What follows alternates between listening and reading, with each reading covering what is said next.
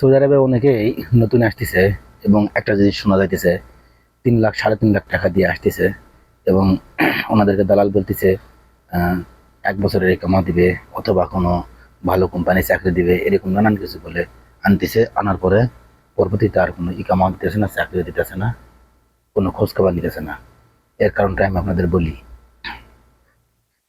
একটা মানুষ সৌদি আরবে আসতে সময় লাগে, টাকা লাগে হচ্ছে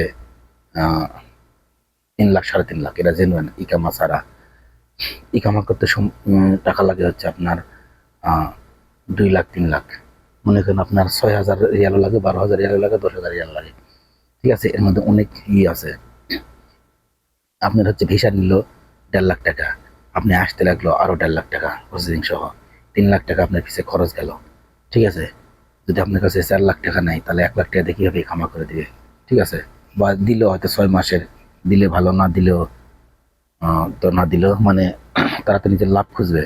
ঠিক আছে, মনে করেন আপনাকে একটা দালাল ধরলো, দালাল আবার ধরলো একটা এজেন্সি, দালাল 50,000 লাভ খালো, এজেন্সি 50,000 লাভ পেলো, তাহলে 3 লাখের টাকা 4 লাখে ঠেকে গেল।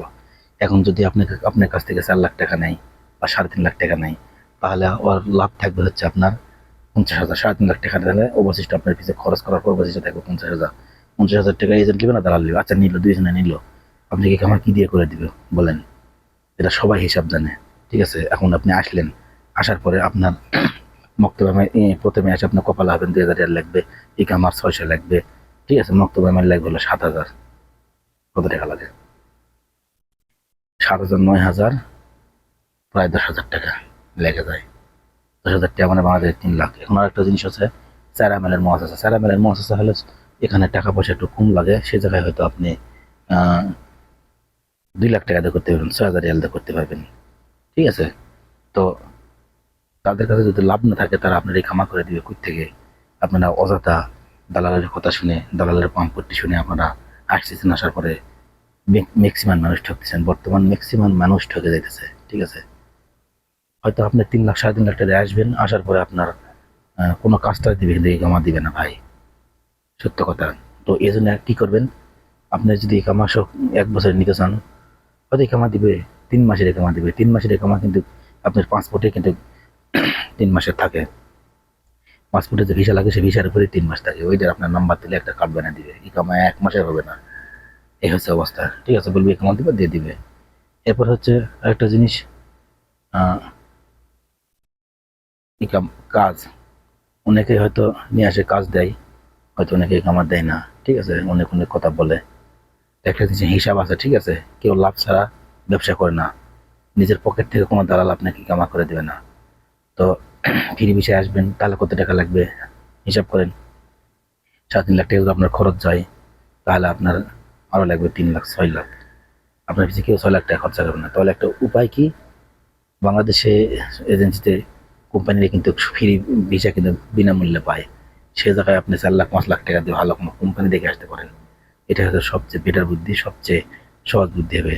কারো কথা শুনে ফ্রি ভিসা আসবেন না। যদি আসেন, আপনার আকান্ত আপন যদি লোক থাকে, যদি বিশ্বস্ত লোক থাকে, হয়তো সে কাজ আছে, তার হাতে কাজ আছে, কাজ করে নিবে, এরকম কোনো কিছু হয়ে থাকে যদি, তাহলে সেই জায়গাতে আপনি কাজ হচ্ছে ভিসা নিয়ে আসতে পারেন। ঠিক আছে, হয়তো কাজ দিবে, তার কাছে কাজ আছে। ঠিক আছে, বা আপনি কাজ জানেন না, বা কাজ জানেন না আপনি, তারও সমস্যা।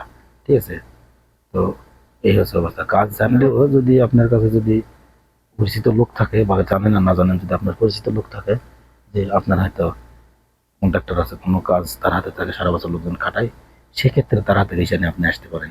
এছাড়া আপনি নতুন মানুষ, যতই কাজ থাকুক না কেন, আপনি নতুন মানুষ আপনাকে নিবেন চাবে না। প্রত্যেকটা কন্ট্রাক্টরের কাছে নতুন মানুষ থাকে, নতুন যারা হেল্পার লাগে কাজে ফ্রি বিষয়, তারা কন্ট্রাক্টরের নিজস্ব লোক থাকে। এবং যদি আপনার কাজ জানা থাকে, আপনি যদি টেকনিশিয়ান হন, আপনি যদি মিস্ত্রি হন, তাহলে আপনাকে বাইরের লোকজন কাজে নিবে। ঠিক আছে, তো আপনার 10টা মিস্ত্রির প্রয়োজন হয়, তো সেখানে 100 জন যায় মজুত হয়ে আছে বর্তমান সৌদি আরবে। তো এই জন্য হিসাব নিকাশ করে আসবেন। সবচেয়ে সবচেয়ে কথা হচ্ছে কোম্পানি এই কারণে ভালো। ঠিক আছে, তো কোম্পানিও অনেক সাপ্লাই হয়, সেটা হিসাব নিকাশ করে আসতে হবে, যাচাই বাছাই করে আসতে হবে। সবকিছু মিলে এক কথায় বুঝে সুঝে হিসাব নিকাশ করে বুঝে সুঝে ধাপ পাওয়া যাবে, তাহলে ঠকার সম্ভাবনা থাকবে না।